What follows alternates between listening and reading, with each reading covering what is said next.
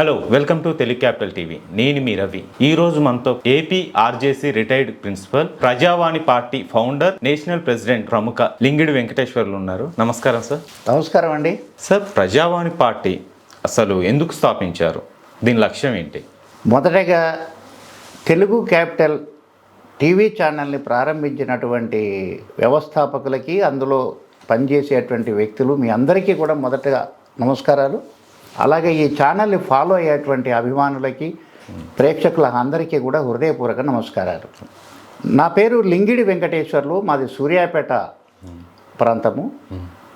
నేను ఒక retired APRJC ప్రిన్సిపల్ని, తర్వాత ప్రజావాణి పార్టీ ఫౌండర్ మరియు నేషనల్ ప్రెసిడెంట్ని. మరి నాకు మన యాంకర్ మిత్రుడు ప్రజావాణి పార్టీని ఎందుకు స్థాపించారు, దీని లక్ష్యం ఏందని ప్రశ్న వేశారు. చాలా మంచి ప్రశ్న అది. నేనేమో ఎంఏ పొలిటికల్ సైన్స్ స్టూడెంట్ని. 1978లో పాలిటిక్స్లో నేను ఎంఏ చదువుకున్నాను. ఓకే. రాజనీతి శాస్త్రము అంటే ఒక రాజ్యము సుశిష్టంగా పనిచేయాలంటే, రాజ్య పరిపాలన కరెక్ట్గా చేయాలంటే, ఆ రాజ్య సంపద అంతా ప్రజలకి సమకూర్చాలంటే సమర్థవంతమైనటువంటి రాజకీయ నాయకత్వం ఉండాలనేది ఆ రోజు నేను నిర్ణయించుకున్నాను. నేను ఉద్యోగం చేసినాను, పొట్టతిప్పల కోసం ఉద్యోగం చేశాను. 58 ఇయర్స్ కాగానే 2015లో రిటైర్ అయ్యాను. 1 ఇయర్ రిటైర్ బిఫోరే నేను ఖచ్చితంగా రాజకీయాల్లోకి వెళ్ళాలి, ఒక పొలిటికల్ పార్టీని స్థాపించాలి, ఒక మంచి లక్ష్యాలని సృష్టించగలగాలి, ప్రజల్లోకి వెళ్ళి మార్పు తీసుకురావాలి, ఒక కొత్త పద్ధతి తీసుకురావడం పద్ధతిలో నేను రిటైర్ అయిన మరుక్షణమే 2015లో ప్రజావాణి పార్టీని స్థాపించడం జరిగిందండి. మరి ప్రజావాణి పార్టీ నేషనల్ ఎలక్షన్ కమిషన్లో మరియు స్టేట్ ఎలక్షన్ కమిషన్లో దీన్ని రిజిస్ట్రేషన్ చేయడం జరిగింది. ఇప్పటికీ అది కొనసాగుతూ ఉంది. ముఖ్యంగా ఉమ్మడి నల్లగొండ జిల్లా, ఉమ్మడి వరంగల్ జిల్లా, ఉమ్మడి ఖమ్మం జిల్లాలో ఎక్కువగా ఈ పార్టీని విస్తరించాం. మిగతా జిల్లాలలో నేషనల్ వైజ్గా ఆంధ్రలో కూడా మేము ఈ పార్టీని విస్తరించడానికి ప్రయత్నం చేస్తున్నాం. ఇక ఈ పార్టీని ఎందుకు పెట్టవలసి వచ్చింది అనే ఒక ప్రశ్నకు నేను జవాబు చెప్పేది ఏంటంటే, ఇప్పుడున్నటువంటి ప్రముఖమైన పార్టీలు కావచ్చు, రిజిస్టర్డ్ పార్టీలు కావచ్చు, ఏ పార్టీ అయినా సరే ఈరోజు భారత రాజ్యాంగం ప్రకారం ఒక పౌరుడు ఏ రకంగా జీవించాలనేది ఏ పార్టీ చెప్పడం లేదు. ప్రజల జీవన విధానం ఎలా కొనసాగాలి, అసలు రాజ్య పరిపాలన ఎలా ఉండాలి, పౌరుడి యొక్క పాత్ర ఏంటి, ప్రజలు ఏ రకంగా తమ యొక్క పనులు కొనసాగించాలి చట్టపరంగా అనేది ఏ ఒక్క పార్టీ కూడా చెప్పడం లేదు. అందుకని నేను ప్రజావాణి పార్టీ ద్వారా ఒక సామాన్యుడిని అధికారంలోకి తీసుకురావాలన్నా, ఒక పేదవాడిని ధనవంతుని చేయాలన్నా, ఒక అజ్ఞానిని జ్ఞానవంతుడిగా తయారు చేయాలన్నా ఫస్ట్ మొట్టమొదటిగా మన బాధ్యతలు, మన హక్కులు రాజ్యాంగపరంగా ఏ ఉన్నాయో తెలుసుకోవాలి. వాటిని ఉపయోగించుకొని మనం పైకి రావాలి. అవి చెప్పడం కోసమే ప్రజావాణి పార్టీని నేను స్థాపించడం జరిగింది. ఓకే. దాని ద్వారా రాజ్యాధికారమే అంతిమ లక్ష్యం మాకు కూడా. ప్రజావాణి పార్టీ ఒంటరిగా పోరాటం చేసి రాబోయే రోజుల్లో ప్రజల ఆమోదముతోని స్వచ్ఛందంగా ఎన్నికల్లో గెలిచి అధికారం కోసం మేము ప్రయత్నం చేస్తున్నాం. మొదటగా మేము చేసినటువంటి స్టెప్ ఏంటంటే, ఇప్పుడున్న పార్టీలు ప్రజల జీవన స్థితిగతులను మాట్లాడుతున్నారే తప్ప ఎట్లా పనిచేయాలి, ఇవి ఎట్లా పెరగాలి, ప్రజలు ఎట్లా వాళ్ళు చైతన్యవంతులు కావాలనేది చెప్పడం లేదు ఏ పార్టీ కూడా. అందుకని అవి చెప్పడం కోసం మేము ఈ పార్టీని స్థాపించడం జరిగింది. మా బైలాసులో మొట్టమొదటిగా అదే పాయింట్ మేము రాసుకున్నాం, how to live in the country. ఇప్పుడున్న పార్టీలలో మీరు అనుకున్న లక్ష్యాలు కనిపించట్లేదా? లేదండి, కనిపించట్లేదు. ఇప్పుడున్న పార్టీలు కేవలం వాళ్ళ అధికారాన్ని నిలబెట్టుకోవటం కోసము, ఆస్తులు సంపాదించుకోవటం కోసం మాత్రమే ప్రయత్నం చేస్తున్నాయి. పౌరుడు ఏ రకంగా పైకి రావాలి, హక్కులేంటి, బాధ్యతలేంటి చెప్పే ప్రయత్నం మాత్రం ఏ పార్టీ చేయట్లేదు. అందుకనే కష్టాలు వస్తున్నాయి ప్రజలకి ఈరోజు. అందుకనే ప్రజావాణి పార్టీ దాన్ని టేకప్ చేసింది. పౌరుడి యొక్క అంటే ప్రజల యొక్క హక్కులు బాధ్యతలు చెప్పుట ద్వారా అందరితో సమానంగా పైకి రావడానికి ప్రయత్నం చేయడానికే ప్రజావాణి పార్టీని మేము స్థాపించడం జరిగింది.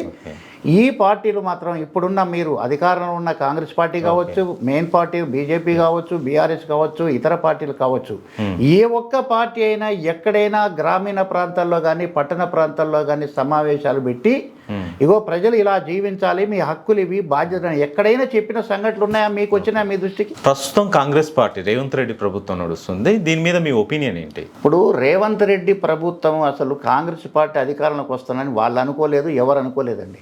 బీఆర్ఎస్ పార్టీ మీద ఉండే వ్యతిరేకతతోని ఆల్టర్నేటివ్గా కాంగ్రెస్ పార్టీని ఎన్నుకున్నారు ప్రజలు. అంతేగాని కాంగ్రెస్ పార్టీ మీద అభిమానం ఉండో, కాంగ్రెస్ పార్టీలో సమర్థవంతమైన నాయకులు ఉన్నారనో, కాంగ్రెస్ పార్టీ వస్తే పేదవాడు ధనవంతుడు ఏదోనని ఎన్నుకోలేదు ప్రజలు ఎవరు కూడా. ఓకే, సరే వారు అధికారంలోకి వచ్చినారు. ఈరోజు రేవంత్ రెడ్డి ముఖ్యమంత్రి గారు రాహుల్ గాంధీ గారికి చెప్పకుండా ఒక్క పని కూడా చేసేటువంటి స్వేచ్ఛ అతనికి లేదు. కాంగ్రెస్ హైకమాండ్కు వ్యతిరేకంగా ఒక్క మాట మాట్లాడే విధానము ఇప్పుడున్న రేవంత్ రెడ్డి ముఖ్యమంత్రి గారికి లేదు. ఇవాళ ఉన్న ముఖ్యమంత్రి గారు సెన్సేషన్ కోసం పనిచేస్తున్నారు కానీ డెవలప్మెంట్ కోసం పనిచేయడం లేదు. ఉదాహరణకి ఇప్పుడు మనం ఎన్నో చూస్తున్నాము. నియోజకవర్గంలో ఫార్మా కోసం ఏదో చేస్తే ఆఫీసులను కొట్టించిన సంఘటన ఇదని.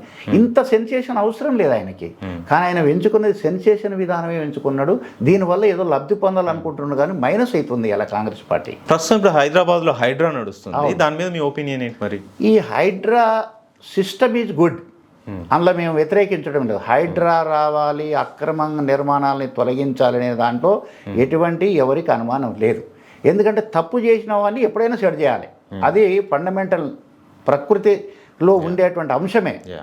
కానీ ఈయన హైడ్రా తీసుకొచ్చి ఒక కమిషన్ పెట్టాడు, ఒక వ్యవస్థను పెట్టాడు, అంతవరకు ఓకే. బట్ దాని మీద స్టడీ చేయడం లేదు. ఏంటి అసలు పర్మిషన్లు ఇచ్చి తీసుకొని కట్టినారా, పర్మిషన్ లేకుండా కట్టినారా, ఇది ఆక్రమణకు గురైనయా, ఆక్రమణకు గురి కాలేదా, అసలు ఈ మూసీ రివర్ ఏదైతే ఉందో దాని ల్యాండ్ మార్క్ ఎక్కడ వరకు ఉన్న సరిహద్దులు ఉన్నాయా లేవా అనే మూలాలకు వెళ్ళి పరిశీలన మాత్రం చేయడం లేదు. తప్పులు జరిగిపోయినా ఇప్పుడు ఇమ్మీడియట్గా నేను తొలగిస్తాను అంటే సంవత్సరాల తరబడి ఇక్కడ జీవించే వాళ్ళందరూ ఎక్కడికి వెళ్తారు?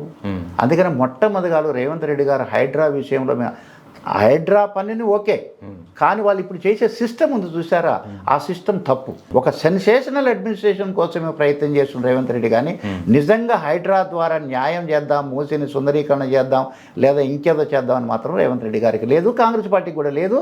రెండవది ఈ ప్రభుత్వం కూడా ఇది చేయలేదని నేను ఛాలెంజ్ చేసి చెప్తున్నా ఇవాళ.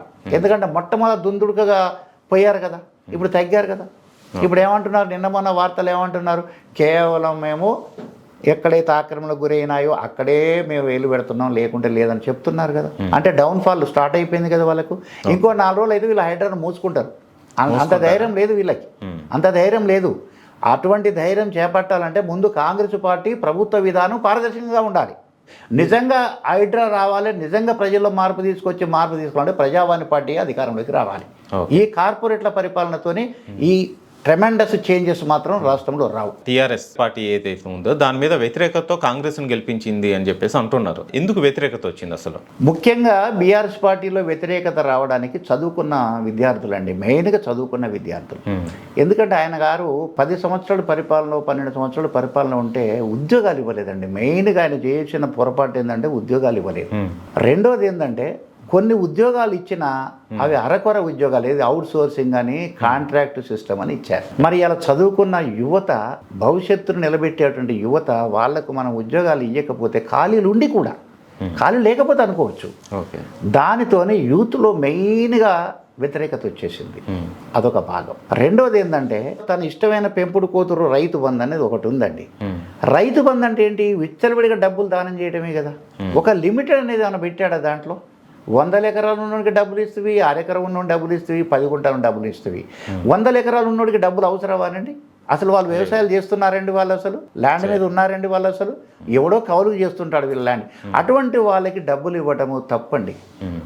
ఆ దుర్వినియోగం అయ్యే డబ్బుని ప్రజలందరూ కూడా గమనించినారు. అలాగే వాళ్ళ పార్టీ క్యాడర్ ఏదైతుందో మొట్టమొదటిసారి అధికారంలోకి వచ్చిన తర్వాత వాళ్ళ అదుపులో ఉంది పార్టీ క్యాడర్. రెండోసారి అధికారంలోకి వచ్చిన తర్వాత వాళ్ళ పార్టీ వాళ్ళ కంట్రోల్లో లేదు.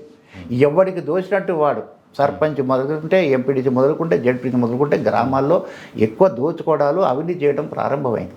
దాంతో ప్రజలందరూ కూడా విసిగిపోయారు. అందుకనే ఈలోగా ఎన్నికలు రాగానే ప్రత్యామ్నాయం ఎవరున్నారంటే ఇది కాంగ్రెస్ పార్టీ, వెనకటి నుంచి ఉన్న పార్టీ, పెద్ద పార్టీ, సరే వీళ్ళు బాగా చేస్తారని ఆల్టర్నేటివ్గా కాంగ్రెస్ పార్టీకి ఓటేశారు తప్ప కాంగ్రెస్ పార్టీ మీద ఇష్టంతో ఎవరు వేయలేదండి. నెక్స్ట్ మరి ప్రజావాణి పార్టీ లక్ష్యం ఏంటి అసలు? అంటే అధికారంలోకి వస్తే ఏం చేయాలనుకుంటుంది? ప్రజావాణి పార్టీ 100% అధికారంలోకి రావాలి. వస్తేనే పేద ప్రజలు ఎవరైతే ఉన్నారో వాళ్ళందరూ పైకి వస్తారు. రెండవది అల్లరి మూకలు లేకుండా, దౌర్జన్యాలు లేకుండా, అవినీతి లేకుండా పనిచేస్తారు. దానికోసం ప్రజావాణి పార్టీ ఏం చేస్తుందంటే గ్రౌండ్ లెవెల్ నుంచి ప్రజలు ఎట్లా జీవించాలి, వాళ్ళకున్న హక్కులు ఏంటి, బాధ్యతలు ఏంటో చెప్పుకుంటూ మార్పు తీసుకురావడానికి ప్రయత్నం చేస్తుంది ప్రజావాణి పార్టీ. కాబట్టి ప్రజావాణి పార్టీ చేసేటువంటి పనులు ఇతర పార్టీలు చేయలేవు. నేను సవాలు విసురుతున్నా ఎవరికైనా సరే. నేను ప్రజావాణి పార్టీ ఫౌండర్ ప్రెసిడెంట్గా, ఒక ఎమ్మెల్యే ఎంపీ కాంటెస్టెడ్ క్యాండిడేట్గా ₹1 ఇవ్వకుండా మనం గెలుద్దామని నేను ప్రమాణం చేయడానికి సిద్ధంగా ఉన్నాను. ఈరోజు బీజేపీ పార్టీ కానీ, కాంగ్రెస్ పార్టీ కానీ, బీఆర్ఎస్ పార్టీ కానీ సిద్ధంగా ఉన్నారా? మీరు లేరు, మీకు ధైర్యం లేదు. మీరు అది చేయండి, అప్పుడు ప్రజలు మీ గురించి ఆలోచన చేస్తారు. కానీ మీరు అది చేయకుండా మీరే అవినీతిపరంగా గెలుస్తూ, మీరే అవినీతితోని పైకి వస్తూ, మీరే అవినీతితోని పరిపాలన అందిస్తూ, మీరే కమిషన్లు తీసుకుంటూ మేమేదో పరిపాలనలో మార్పు తీసుకొస్తాం, ప్రజలను కాపాడుతాం అంటే ఎవరు నమ్ముతారండి ఇవాళ రేపు? కాబట్టి బేసిక్గానే నేను చెప్తున్నా, మీ పార్టీ నిర్మాణం కానీ, మీరు ఎన్నికల విధానం కానీ అవినీతి లేకుండా మీరు పోరాటం చేసి గెలవండి, అప్పుడు నేను శభాష్. అందుకనే ప్రజావాణి పార్టీ రావాలి. ప్రజావాణి పార్టీ దాన్ని టేకప్ చేసింది ఇవాళ. నేను ఇప్పటికీ 12 సార్లు పోటీ చేశాను చట్టసభలోకి వెళ్ళడానికి, ఎమ్మెల్యేగా, ఎంపీగా, ఎమ్మెల్సీగా. నేను నా పాంప్లెట్లో నేను ఓటుకు డబ్బులు ఇవ్వను, మద్యం పంచను, రాజ్యాంగ పరిపాలన అందిస్తా, నాకు ఓటు వేయండి అని నేను పాంప్లెట్లో ప్రకటించరా? మరి మిగతా పార్టీ ఎందుకు ప్రకటించలేదండి? ఎందుకు ప్రకటించలేదు? నేను కేసులు పెట్టిన, చట్టవిరుద్ధంగా వాళ్ళ క్యాన్వాస్ జరుగుతూ ఉంటాయి. అందుకనే తప్పుడు విధానం ద్వారా ఎన్నికైన పార్టీలు ప్రజల్ని బాగు చేయలేవు. ఇది రాసి పెట్టుకోండి, ఇది వాస్తవం, నిజం. కానీ ప్రజావాణి పట్ల చేయరు. బీఆర్ఎస్ పార్టీ మీద వ్యతిరేకతతో కాంగ్రెస్కి ప్లస్ అయింది, కాంగ్రెస్ అధికారంలోకి వచ్చింది అన్నారు. కాంగ్రెస్తో పాటు కేంద్రంలో ఏదైతే బీజేపీ పార్టీ బలంగా ఉందో ఇక్కడ కూడా అదే బలాన్ని ప్రదర్శించింది. బండి సంజయ్ నాయకత్వంలో చాలా బాగా యాక్టివ్గా ఉంది. కానీ బండి సంజయ్ని తప్పించిన తర్వాత పార్టీ బలహీనపడిందా? అసలు ఎందుకు అధికారంలోకి రాలేకపోయింది? బీజేపీ పార్టీకి వ్యవస్థాపరంగా తెలంగాణ రాష్ట్రంలో నిర్మాణం లేదండి. ఫస్ట్ జవాబు అది. అసలు వాళ్ళకు నిర్మాణం లేదు. కేవలం పట్టణ ప్రాంతాల్లో కొన్ని ఏరియాల్లో మాత్రమే బీజేపీ పార్టీ ఉన్నది. రెండోది, వాళ్ళ పెద్ద పొరపాటు ఏంటంటే పొద్దున్న లేస్తే హిందూ హిందూ హిందూ అని ఒక మతానికి అడ్డుకడతారు వీళ్ళు. దాంతో కొంతమంది ప్రజలు ఎవరైతే హిందీలు కానటువంటి వ్యక్తులు ఉంటారో, లేదా హిందువులలోనే కుల మతాలు లేవని భావించే ఆదర్శంగా జీవించే వాళ్ళు ఉంటారో, వాళ్ళంతా దాని పార్టీకి దూరంగా ఉన్నారు. అది రెండో పాయింట్. ఇక బండి సంజయ్ గారి విషయంలోకి వచ్చినట్లయితే, బండి సంజయ్ గారు వాస్తవంగా చెప్పాలంటే బీజేపీ పార్టీ కొంత ప్రచారం కావడానికి, తెలంగాణలో వ్యాప్తి చెందడానికి ఆయనే కారణం. ఎందుకంటే ఆయన ర్యాష్ స్పీచెస్ కానివ్వండి, కండక్టింగ్ ఆఫ్ మీటింగ్స్ కానివ్వండి, అధికారుని ప్రశ్నించే తత్వం కానివ్వండి, బండి సంజయ్ గారు బాగా చేశారు. కానీ బండి సంజయ్ గారికి రాజకీయ బ్యాక్గ్రౌండ్ లేదు, వారసత్వం లేదు, ఆయన వెనకాల ఎవరు గాడ్ ఫాదర్ లేరు ఆయనకి. బీజేపీ పార్టీలో ఉన్న కార్పొరేట్లు మొదటి నుంచి ఉన్న వాళ్ళు ఏం చేసినారంటే ఒక ఈర్ష్యలాగా బండి సంజయ్ని పక్కకు నెట్టాలి. ఒకవేళ ఇలాగే ఇచ్చినట్టయితే బండి సంజయ్ గారే ఫేమస్ అవుతారు, మనం 30 ఏళ్ళ నుంచి ఉన్నాం, 40 ఏళ్ళ నుంచి ఉన్నాం, మనం పైకి రాలని ఒక ఆక్రోశముతోని హైకమాండ్ని మెప్పించి, హైకమాండ్కు తప్పుడు సమాచారం ఇచ్చి బండి సంజయ్ గారిని అన్యాయంగా, అక్రమంగా తొలగించారు. కేంద్రం గుర్తించలేదంటారు.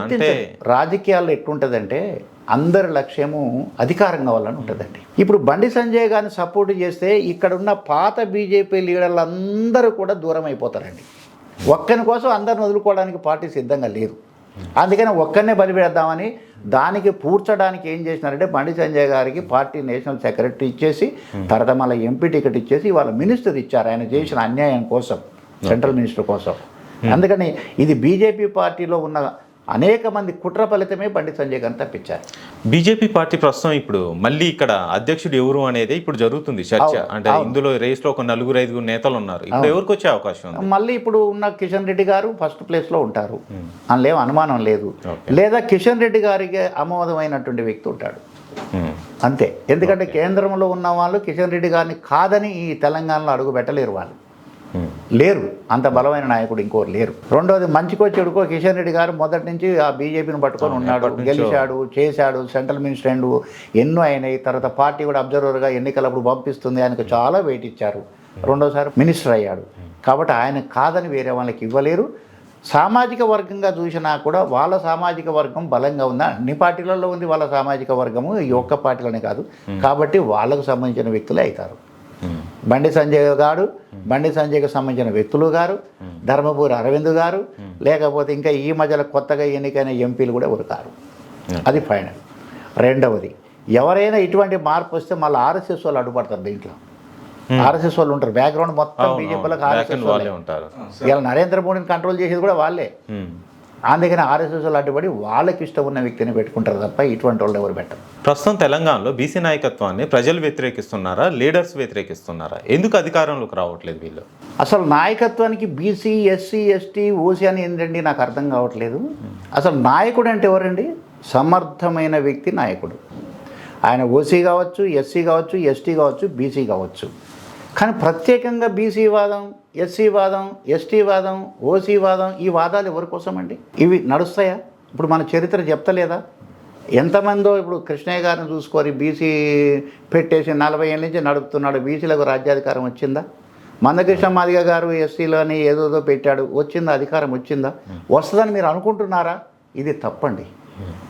అసలు నా దృష్టిలో బీసీ, ఎస్సీ, ఎస్టీలు కులాలు ఉన్నాయి, ప్రభుత్వం రికగ్నైజ్ చేసింది, కొన్ని రిజర్వేషన్స్ ఇస్తుంది, ఓకే, అంతవరకు ఓకే. కానీ రాజకీయాల్లోకి రావాలంటే సమర్థవంతమైన వ్యక్తి అయి ఉండాలి తప్ప కులాన్ని పెట్టో మతాన్ని పెట్టో రావాల్సిన అవసరం లేదు. కుల మతాలను పెట్టి ఎవడైనా పరిపాలకుడు వచ్చినట్టయితే మళ్ళీ అరాజకత్వం మొదలవుతుంది, కానీ సమర్థవంతమైన పరిపాలన జరగదు. అందుకని ప్రజావాణి పార్టీ ఏం భావిస్తుందంటే ఎస్సీ వాదం, బీసీ వాదం అని కాదు, సమర్థ నాయకత్వ వాదం కావాలని అంటున్నాం మేము. అది బీసీ నుంచి రావచ్చు, ఎస్సీ నుంచి రావచ్చు, ఎస్టీ నుంచి రావచ్చు, ఓసీ నుంచి కూడా రానియండి, తప్పే ఉంది అందులో. సమర్థులు లేరా? ఓసీలు మాత్రం సమర్థులు లేరా? ఉన్నారు. తెలివైన, ఇక్కడ సమర్థుడు కావాలంటున్నాం మనం. అంటే తెలివైన వాడు ఉండాలి, త్యాగం చేసేవాడు ఉండాలి, పోరాటం చేసే వ్యక్తి ఉండాలి, ప్రజలకి అన్ని సౌకర్యాలు కలిగించే వ్యక్తి ఉండాలి, నీతిపరంగా ఉండాలి, ధర్మబద్ధంగా ఉండాలి. అటువంటి వ్యక్తులు కావాలి మనకి పరిపాలనకి. ఎస్సీ వాదం ఏంటి, ఎస్టీ వాదం ఏంటి, బీసీ వాదం ఏంటి? ఇవన్నీ కూడా పబ్బం కలుపుకోవడానికి వచ్చే వాదాలు. నేను ఒరిజినల్గా బీసీనండి, నేను ఒరిజినల్గా బీసీని. బీసీ రకంగా నేను ఎక్కడ కూడా లాభపడలేదు, నాకు అటువంటి అవకాశం కూడా రాలేదు. కానీ నేను బీసీ అని చెప్పుకొని అందరూ వేరు చేసుకోవాల్సిన అవసరం ఏమున్నది? ఇక్కడ ఒక బస్సు డ్రైవర్ ఉంటాడండి, ముస్లిం డ్రైవర్ ఉంటాడు, బీసీ బస్సు ఎక్కడా? ముస్లిం డ్రైవర్ తోలుతాడు, నేను ఎక్కనని అంటాడా? అనడే. ఒక ప్రొఫెసర్ క్రిస్టియన్ ఉంటాడు, పిహెచ్డీ చేస్తున్నావు, ఎంబీబీఎస్ చదువుతున్నావు, ఒక ప్రొఫెసర్ ఉంటాడు, నాకు క్రిస్టియన్ ప్రొఫెసర్ చదువు చెప్తాడు, నేను వినను అని ఒక ఎస్సీ, ఓసీ బయటికి వెళ్ళిపోతారా? వెళ్ళిపోరే. మరి పరిపాలన దగ్గరికి వచ్చారికి ఈ వాదాలు ఏంటండి? అందుకనే ప్రజావాణి పార్టీ ఏం కోరుతుందంటే సమర్థవంతమైనటువంటి నాయకుడు కావాలి, సమర్థవంతమైన వ్యక్తి కావాలి. అతను ఎస్సీ కావచ్చు, ఎస్టీ కావచ్చు, బీసీ కావచ్చు, ఓసీ కావచ్చు. అది మా ప్రజావాణి పార్టీ యొక్క స్టైల్. అది ఆ సమర్థవంతమైన పరిపాలకుడు వచ్చినప్పుడు మాత్రమే అందరూ సుభిక్షంగా పైకి వస్తారు. కానీ ఇవాళ మనం కులం పేరు మీద, మతం పేరు మీద, ప్రాంతం పేరు మీద కనుక మనం పరిపాలన కొనసాగించినట్లయితే అల్లకల్లోలే మొదలైతే తప్ప ఎన్నడూ ప్రజలు కలిసి రారు. ఓకే, ప్రజా యుద్ధాలు కూడా మొదలవుతాయి దీనివల్ల. ఈ మధ్యలో రేవంత్ రెడ్డి గారు కుల విభజన పెట్టారు. అసలు అడిగింది ఏంటి, చేసేది ఏంటి? ఆయన మనోళ్ళు ఏమడిగారు, కొంతమంది ఏమడిగారు అంటే, ఏమండి మాకు కులాలకు ప్రాతినిధ్యం రావడం అసలు అడగటమే తప్పు. నన్ను అడిగితే, నేను వ్యక్తిగతంగా అయితే నేనైతే అడగను. కులాలను బట్టి మాకు టికెట్ రావట్లేవు, ఏ కులంలోకి ఎంత ఉండ్రో అంత టికెట్ ఇవ్వాలని మన వాళ్ళు అడిగారు. కాంగ్రెస్ వాళ్ళు అధికారంలో రావడానికి ఒక హామీ ఇచ్చారు, ఏంటి? మేము రాగానే కుల విభజన చేస్తాం. ఆ మాట నిలబెట్టుకోవడానికి ఇవాళ కుల విభజన అనేది చేస్తున్నారు. ఇప్పుడు సెన్సెస్ జరుగుతున్నాయి కులాల గురించి, నా ఇంటికి కూడా వచ్చారు. అసలు ఆ ప్రశ్నలు చూస్తే ఏ ఒక్కటి కూడా మనకు ఉపయోగపడేది లేదు. ఆధార్ కార్డు, ఫోన్ నెంబర్ చెప్పు, బ్యాంక్ అప్పు, ఎవడు చెప్తాడు? బ్యాంక్ అప్పు నిజం ఎవడు చెప్తాడు? ఎవరైనా చెప్తారా? అసలు జరిగే పనులేనా ఇవన్నీ? లాస్ట్ క్వశ్చన్ ఒకటే, మీ కులం ఏందని అడుగుతున్నారు.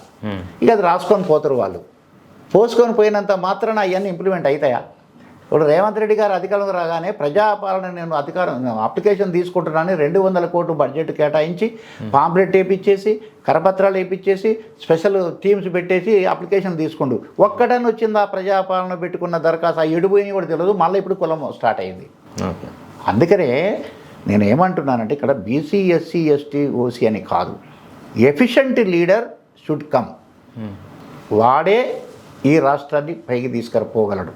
నేను కోరుకునేది అదే, ప్రజావాణి పార్టీ కోరుకునేది అదే. అంత మాత్రం చేత సామాజికంగా, ఆర్థికంగా వెనుకబడిన ప్రజలని మేము తృణీకరించం. వాళ్ళకి పైకి రావడం కోసం కొన్ని అవకాశాలు కలగజేస్తాం. ప్రజావాణి పార్టీ లక్ష్యం అది. కానీ మేము బీసీ వాదం మీదనో, ఎస్సీ వాదం మీదనో బాగుపడాలని మాత్రం మేము అనుకోవడం లేదు. తెలంగాణలో ఆర్ఎస్ ప్రవీణ్ కుమార్ గారు చాలా ఎడ్యుకేటెడ్ పర్సన్, చాలా ఎథికల్ వాల్యూస్ కలిగిన పర్సన్. తనని చాలామంది నమ్మారు. ఒక మిడిల్ క్లాస్ వర్గం అయితే, కొద్దిగా బహుజన ప్రజలైతే ఎక్కువగా నమ్మారు. తన వల్ల చాలా మాకు లబ్ధి చేకూరుస్తుందని చెప్పేసి నమ్మారు. కానీ సడన్గా ఏదైతే ప్రభుత్వాన్ని విమర్శించాడో అదే ప్రభుత్వంలో కలిసిపోయారు. అసలు ఏం జరిగింది? ఇప్పుడు ఆర్ఎస్ ప్రవీణ్ కుమార్ గారు వ్యక్తిగతంగా కూడా నాకు తెలుసండి. ఎందుకంటే వారు సెక్రటరీగా ఉన్నప్పుడు నేను ప్రిన్సిపల్గా ఉన్నాను. నేను 2-3 సార్లు వారిని కలిశాను. ఓకే. అతను కష్టపడి పైకి వచ్చిన వ్యక్తి, అందులో ఎటువంటి అనుమానం లేదు. ఐపీఎస్కి వచ్చాడు, తర్వాత పోలీసు విధులు కూడా బ్రహ్మాండంగా నిర్వహించాడు. టెట్ వచ్చింది, సరే ఎడ్యుకేషన్ వింగ్కి వచ్చాడు. ప్రభుత్వాలు కూడా ఏం చేసినాయంటే సంక్షేమ గురుకులాలను మొత్తం ఆయన చేతిలో పెట్టినాయి.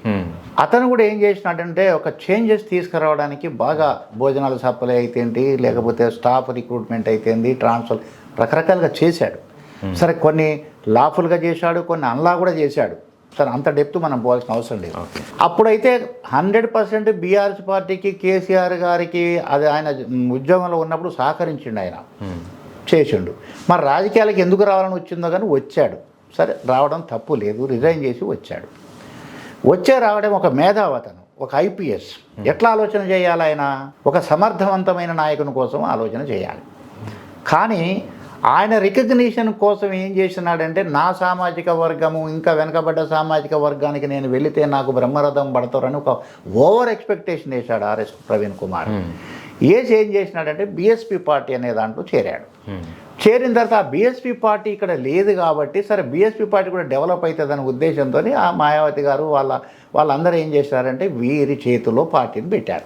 సరే వారికి ఉన్న పోలీసు శిక్షణ అనుకోండి, వారికి ఉన్నటువంటి చొరవ అనుకోండి, కొంచెం అలజడి చేసిన మాట వాస్తవం, అందులో అనుమానం లేదు. కానీ ఓట్లు పడవనేది సత్యం ఆయన గ్రహించలేకపోయాడు.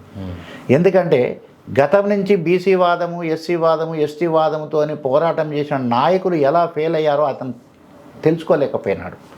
సరే ప్రయత్నం చేయడంలో తప్పు లేదు. సరే చాలామంది ఏమనుకున్నారంటే ఆర్ఎస్ ప్రవీణ్ కుమార్ గారు గురుకులాల్లో పిల్లలకి కొన్ని మార్పులు తీసుకొచ్చి మంచి గురుకులాలు తయారు చేసినాడు కాబట్టి పరిపాలన కూడా అదే తీసుకొస్తాడు అని బీఎస్పీ పార్టీని చూసి కాదు, ఆర్ఎస్ ప్రవీణ్ కుమార్ గారిని చూసి చాలామంది బీఎస్పీ పార్టీకి బ్రహ్మరథం పడదామని అనుకున్నమాట వాస్తవం.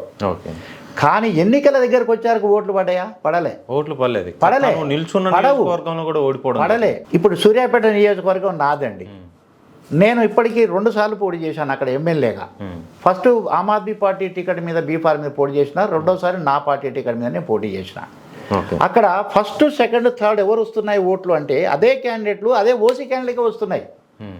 మరి నేను ఒక బీసీ మేధావిని, చదువుకున్న వాడిని, ఫౌండర్ ప్రెసిడెంట్ని, అవినీతికి వ్యతిరేకంగా పోరాటం చేస్తున్న స్థానికుని, మరి నాకు ఓట్లు వేయట్లేదు కదా. తర్వాత వాళ్ళకి ఎవరు ఓట్లు వేస్తున్నారు? అక్కడ ఓన్లీ 6% మాత్రమే ఓసీల ఓట్లు ఉన్నాయి, మిగతా అన్నీ కూడా ఎస్సీ, ఎస్టీ, బీసీ, మైనారిటీ ఉన్నాయి. మరి ఆ ఓట్లన్నీ ఎవరికి పోతున్నాయి? ఫస్ట్ ప్లేసు ఒక ఓసీకి పోయినాయి, సెకండ్ ప్లేసు ఓసీకే పోయినాయి, థర్డ్ ప్లేస్ ఓసీ. అంటే ఏంటంటే మన వాళ్ళు బీసీ, ఎస్సీ, ఎస్టీ అనుకునే వాళ్ళు ఓటు దగ్గరికి వచ్చేవరకు మళ్ళీ చివరికి వాళ్ళకే ఓటు వేస్తున్నారు తప్ప బీసీలకు వేయట్లేదు. ఇది ప్రవీణ్ కుమార్ గారు గమనించలేకపోయిండు. సరే పోటీలు చేశారు, చాలామంది యువకులు కూడా టికెట్లు ఇచ్చినారు.